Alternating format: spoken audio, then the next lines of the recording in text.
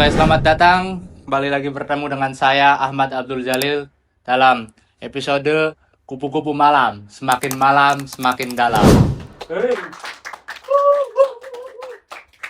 Dalam episode kali ini kita akan menyikap suatu yang sering hinggap di mahasiswa atau anak muda zaman sekarang, yaitu adalah kondisi overthinking.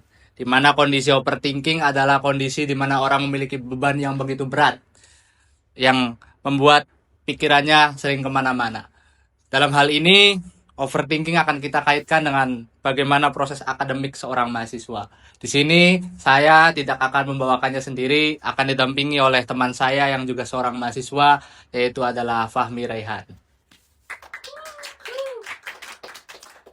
Apa kabar? Mas? Baik, kabar gimana Mas? Alhamdulillah. Kuliah Aman. nih, kuliah nih, lagi aman nih kita. Sekarang sedang sibuk apa di kuliah? Ya, sekarang lagi menjelang skripsi, menjelang sidang UP di kuliah tuh. Gimana tuh sidang UP? Aduh, Lancar? kayaknya sepertinya ya sidang UP tuh agak-agak berat bagi saya ya.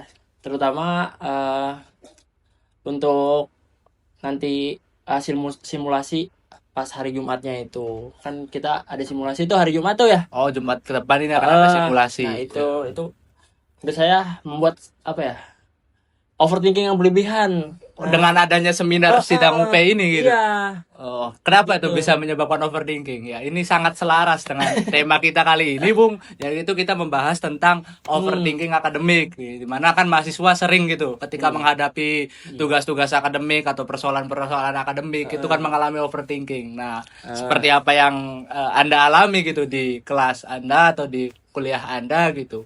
Boleh diceritakan gitu bagaimana ini dengan contoh real sebuah simulasi seminar UP bisa menyebabkan overthinking bagi Anda gitu.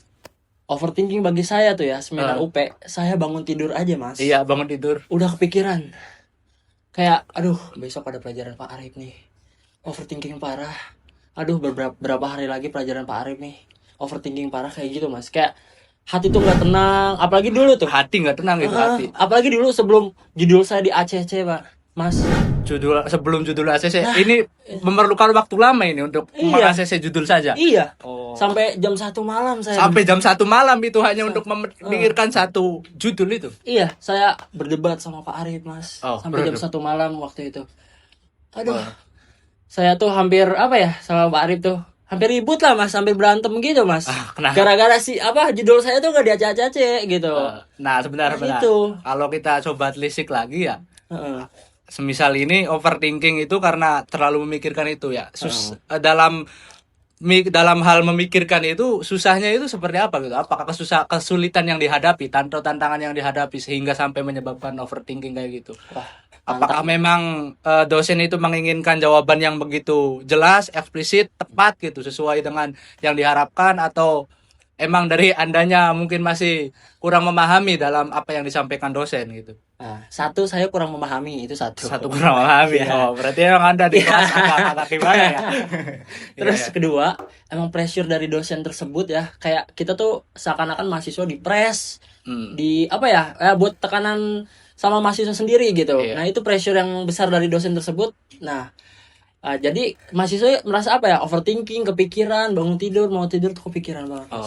Kayak gitu. Iya. Nah, ini kan yang Anda sampaikan tadi kan kita langsung menjurus ke satu topik utama, yaitu overthinking di seminar, di simulasi seminar ya, di simulasi seminar. Nah, sebelumnya saya mau tahu sih, apakah Anda pernah mengalami overthinking semacam ini di beberapa tantangan-tantangan akademik yang lain gitu, selain untuk penyusunan skripsi, misal kayak diskusi kelas, atau pas kayak bikin makalah yang begitu rumit, atau pas presentasi mungkin. Nah, pernah nggak mengalami overthinking sebelumnya, atau hanya di simulasi sidang ini saja? Untuk pressure terbesar ya, mungkin emang di simulasi sidang ini. Oh, simulasi sidang. Apalagi nanti akan ada sidang, ada sidang UP, sidang skripsi, itu lebih tinggi lagi ya. Pressure lebih deg-degan lagi, lebih deg-degan lagi. Untuk ke belakang-belakangnya sih kayaknya ya masih aman lah, kayak presentasi gimana ya masih aman, tugas-tugas juga masih kita kontrol. Tapi gitu. pernah merasakan overthinking dalam beberapa tugas sebelumnya? Pernah sih, bagian tugas bikin video ya dulu tuh semester 3, semester video. 4 gitu, iya. Itu pressure yang dihadapi seperti apa tuh yang bisa sampai overthinking kayak gitu? Oh, pressure-nya dia hadapin tuh, kita kan harus ngomong depan kamera ya, kita ngapalin skrip, terus kita juga dituntut juga jadi jurnalis juga waktu itu kan. Kita kayak jadi wartawan, terus ada yang videoin juga kan gitu tugasnya. Jadi kayak pressure tersendiri, kayak orang-orang tuh ya diliatin orang-orang juga kan, pressure buat kita tuh. Nah, gitu. Jadi tantangannya emang berat gitu ya. Oke. Ya selain itu, ya itu pengalaman dari dari segi Anda, ya dari sisi Anda, bahwa ya memang bahwa beberapa tantangan atau akademik atau maksudnya tugas-tugas kuliah itu bisa mempengaruhi overthinking. Iya. Itu valid berarti ya. Valid ya. Anda merasakannya sendiri bagaimana situasi apa sih akademik bisa mencekam, bahkan bisa membuat stres sampai tadi tidur agak malam ya. Padahal sih sebenarnya sering juga ya tidur malam ya. Karena ini nggak biasa tidur malam ya. Jadi tidur kebangun gitu ya. Belum di ACC. Aduh, pusing kepala tuh kan. Gitu. Iya. Ya di sisi lain juga bahwa memang data itu menunjukin bahwa banyak mahasiswa yang rentan stres dan cemas, utama usia-usia muda seperti Anda, saya juga ini gitu kan. Maksudnya usia-usia anak muda itu zaman sekarang kenapa gitu, bahwa ya umumnya Gen Z gitu kan banyak merasakan atau rentan terhadap stres dan cemas. Mereka banyak bilangnya itu bahasa gaulnya kayak anxiety gitu kan, overthinking gitu ya. Dan ya bahasa-bahasa yang seperti itu yang pada intinya adalah bahwa kelelahan atau maksudnya beban yang berat yang ditanggung oleh mereka kan kayak gitu. Nah menurut Anda nih bro ya, sebagai orang yang mungkin memiliki pengalaman tersendiri dalam hal itu, bahwa masalah pribadi yang dihadapi ini kemudian saya kaitkan dengan apa sih sistem kampus. Nah ini apakah memang pressure-nya ini, apakah memang karena ada masalah personal di diri sendiri gitu yang mungkin menghambat, atau memang ada sistem kampus sendiri yang perlu memang dibenahi karena mungkin terlalu menuntut yang menuntut berlebihan terhadap mahasiswa kayak gitu.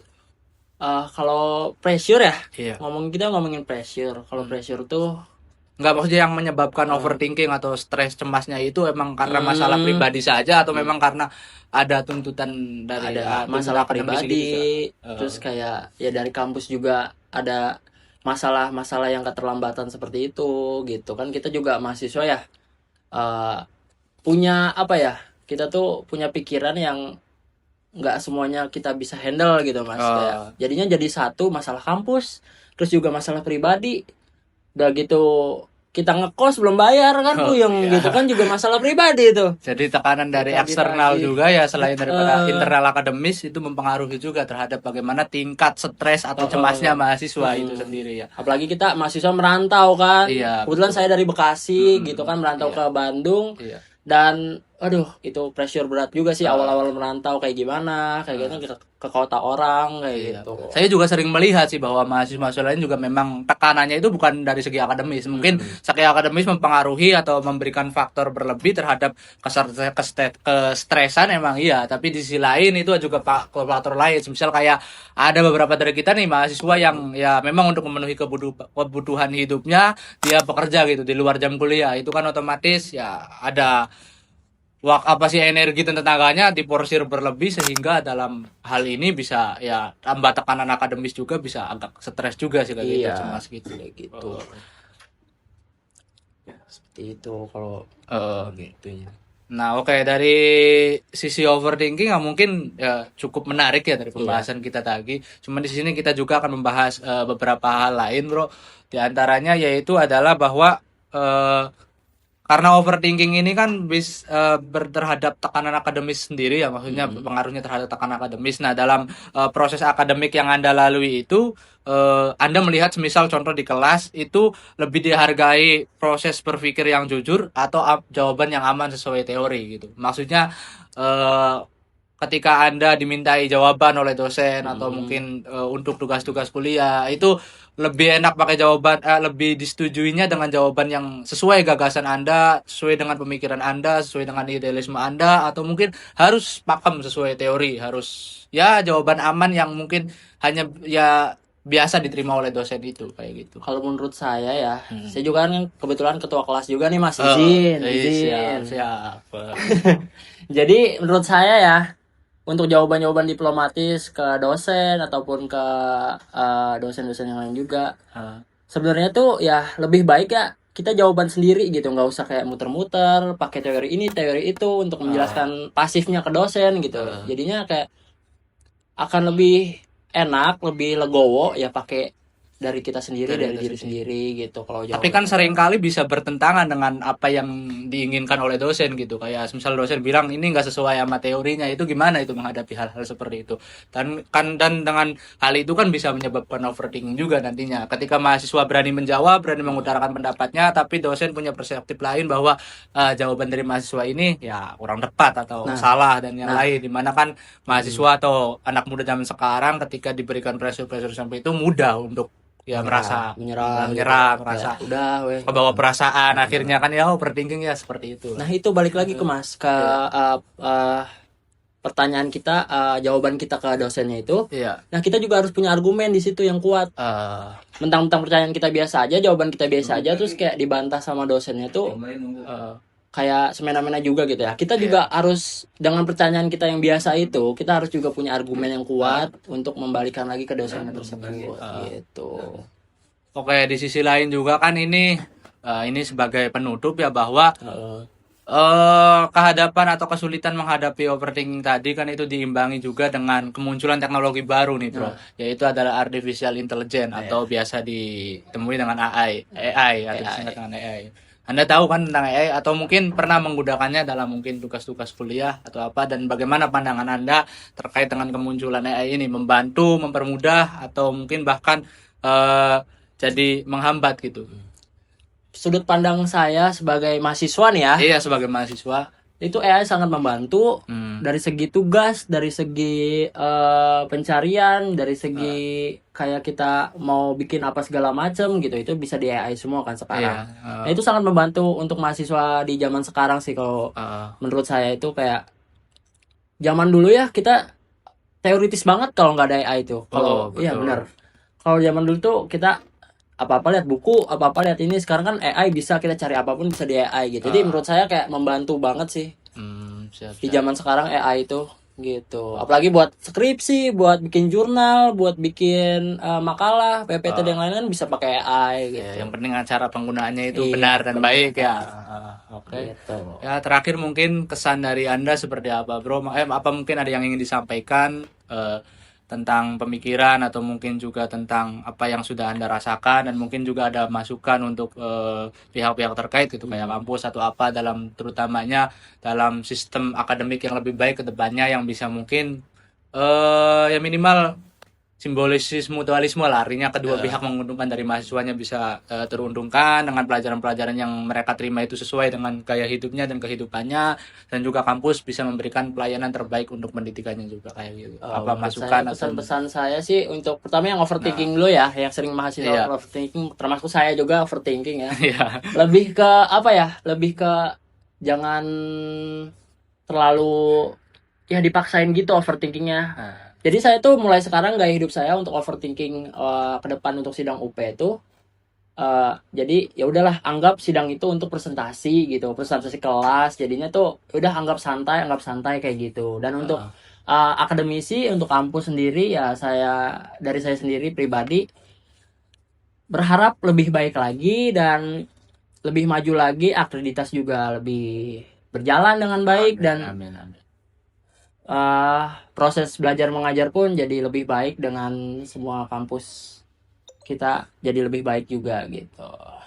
Oke, terima kasih Mas Ray atas apa yang sudah disampaikannya. Mudah-mudahan terima kasih juga nih sudah diundang di podcast ini. Siap. Mantap banget. Mudah-mudahan kita bisa lebih berkembang lagi ya ke depannya. Siap. Ya saya ucapkan terima kasih banyak.